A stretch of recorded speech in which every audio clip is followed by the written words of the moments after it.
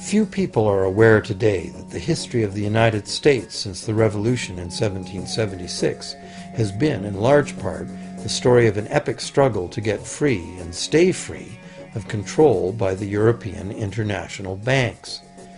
This struggle was finally lost in 1913 when President Woodrow Wilson signed into effect the Federal Reserve Act, putting the international banking cartel in charge of creating America's money. Americans repeatedly have asked why. Why have some of the richest people in the United States, both in and outside of government, aligned themselves with leftist policies that would appear to be the path to their own destruction? And if there is a conspiracy at work among these men, why hasn't someone on the inside exposed it? The answer is, someone has. Dr. Carroll Quigley is a professor of history at Georgetown University. He is the author of the widely used textbook, Evolution of Civilization.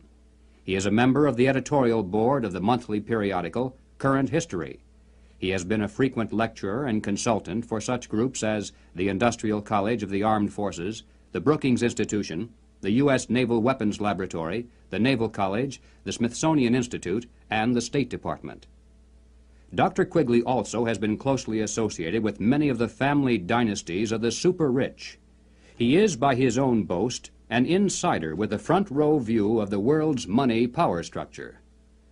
When Dr. Quigley wrote this 1,300-page book of dry history entitled Tragedy and Hope, it was obvious that it would never be read by the masses. It was intended for the intellectual elite. And to such a select readership, Dr. Quigley cautiously exposed one of the best-kept secrets of all time. But he also made it quite clear that he was an extremely friendly apologist for this group, and that he fully supports their goals and purposes. On page 950, Dr. Quigley says, "I know of the operations of this network because I have studied it for 20 years, and was permitted for 2 years in the early 1960s to examine its papers and secret records. I have no aversion to it, or to most of its aims, and have for much of my life been close to it and to many of its instruments. In general, my chief difference of opinion is that it wishes to remain unknown." Dr. Quigley points out that during the past 200 years, while the peoples of the world gradually were winning their political freedom from monarchies, the major banking families of the world were nullifying the trend toward representative government by setting up new dynasties of political control, but behind the scenes, in the form of international financial combines.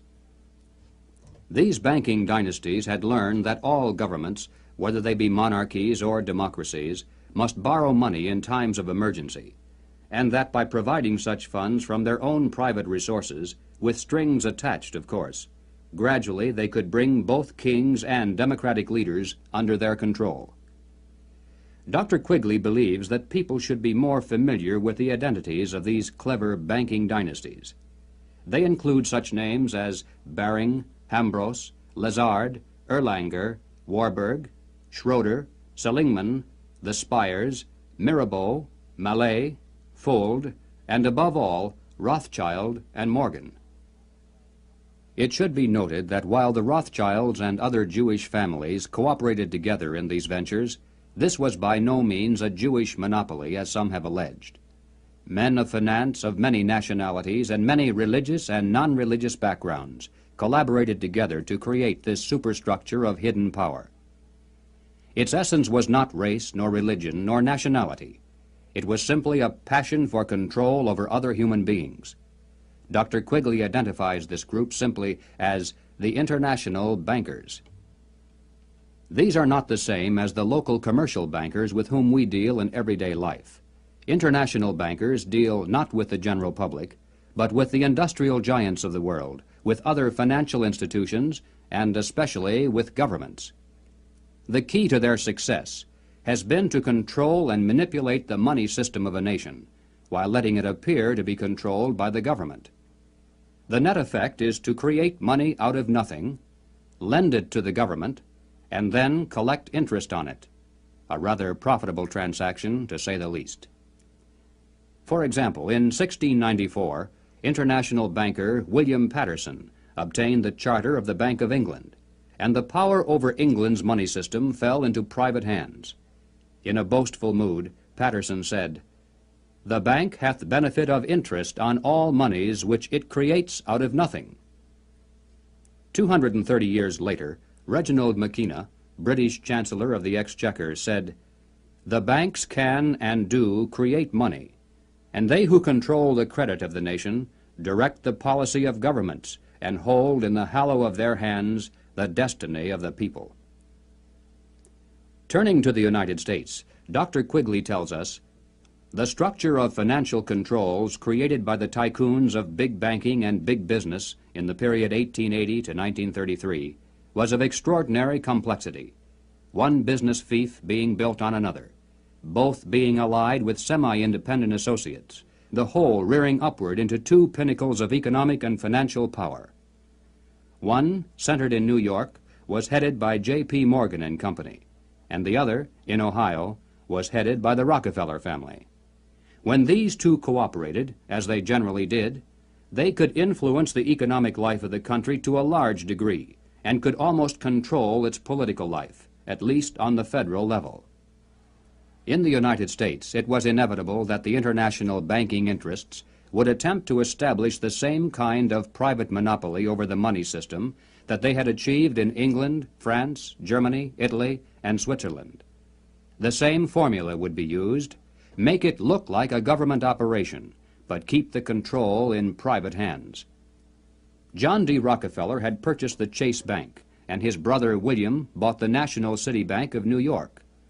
The Rockefeller Chase Bank was later merged with the Warburg's Manhattan Bank to form the Chase Manhattan, one of the most powerful financial combines in the world today. Acting in concert with the Morgan banking dynasty, they spent untold millions of dollars to promote legislation that would grant to them a private franchise over this nation's money system. To sell this scheme to the voters, the monopolists created the propaganda line that the proposed banking law somehow would work against the monopolies. Politicians took up the cry, "Banking reform," and "Down with Wall Street." And then, to make it look convincing, the financial tycoons publicly pretended to oppose the measure, all the while financing it behind the scenes. On December 22, 1913, the Federal Reserve Act finally was passed into law. Something known as the Federal Reserve System came into being, and with it, total control over the nation's money fell into private hands. The Federal Reserve System solely is responsible for creating money in the United States. The Treasury prints only what the Federal Reserve tells it to print. The far greater amount of checkbook money is also determined by this group. Yet it is not a government agency and is entirely beyond the reach of the American voter. Technically, the stock of the Federal Reserve System is held by 12 privately owned national banks that make up the system. These, in turn, are owned primarily by the private banking dynasties that work so hard to bring that system into being. By law, the 7 members of the Federal Reserve Board are appointed by the President for a term of 14 years each. In spite of the incredible length of these appointments, nevertheless, they're supposed to create the illusion that the people, acting through their elected leaders, have some voice in the nation's monetary policies. In practice, however, every president since the beginning of the Federal Reserve System has appointed only those men who were congenial to the financial interests of the international banking dynasties. There have been no exceptions. It is now known that the original Federal Reserve Board was hand-picked by Colonel Edward Mandell House, who early in his career had represented British and American banking interests. The intimate papers of Colonel House, edited by Charles Seymour, reveal House as the unseen guardian angel of the Federal Reserve System. In the words of Mr. Seymour, "The Schiffs, the Warburgs, the Kahns, the Rockefellers, and the Morgans had faith in House." In 1912, Colonel House authored this book entitled Philip Drew, Administrator. The hero, a thinly disguised version of himself in real life, was a behind-the-scenes manipulator of prominent political figures. In the disguised form of a novel, The book lays bare the general strategy that has been followed ever since, even to the very present. It tells of how a small group of insiders cause a depression and then bring about the election of a man named Rockland. Rockland gives fireside chats and launches a program called the New Era to strengthen government control over the masses. Eventually, the insiders who control the government weaken the country deliberately to the point of civil war, which provides them with the excuse for establishing a dictatorship under Philip Drew. Colonel House was the man who selected Woodrow Wilson as a presidential candidate and later became his principal advisor. Wilson was totally dependent on House for all political decisions. He was his alter ego. The president himself had written, "Mr. House is my second personality. He is my independent self. His thoughts and mine are one. If I were in his place, I would do just as he suggested." When the federal government goes into debt, it borrows that money from the Federal Reserve System. The national debt presently is at the 400 billion mark. Just to pay the interest on this debt, taxpayers are forced to contribute over $20 billion every year.